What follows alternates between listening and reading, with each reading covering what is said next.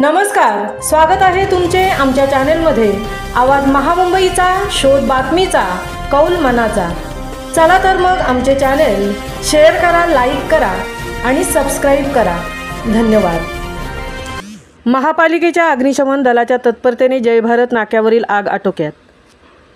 पनवेलमधील जय भारत नाक्यावरील आदित्य देवदास बिल्डिंग येथे दिनांक 3 जानेवारीच्या रात्री 2च्या सुमारास आग लागल्याची माहिती मिळताच पनवेल महापालिकेच्या 2 अग्निशमन दलाच्या गाड्या तत्काळ घटनास्थळी पोहोचल्या।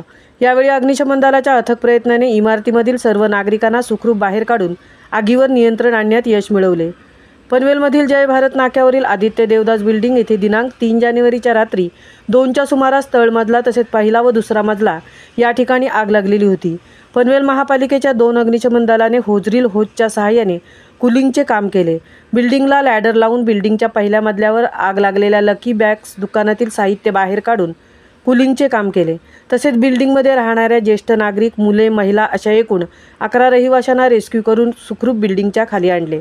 घटनास्थळी अग्निशमन केंद्र अधिकारी हरिदास सूर्यवंशी यांच्या मार्गदर्शनाखाली लीडिंग फायरमन वैभव ओमसे, मंदार म्हात्रे व नवीन पनवेल अग्निशमन दलाच्या वाहनांच्या माध्यमातून कर्मचारी यांनी तत्परतेने आग विझवल्याने मोठी दुर्घटना टळली। आदित्य देवदास बिल्डिंग मुख्य बाजारपेठेत असून वेळेत महापालिकेचे अग्निशमन दल पोहोचल्याने पुढील मोठी हानी टळली। त्यामुळे उपस्थित नागरिकांनी पनवेल नगरपालिका अग्निशमन दलाचे कौतुक केले।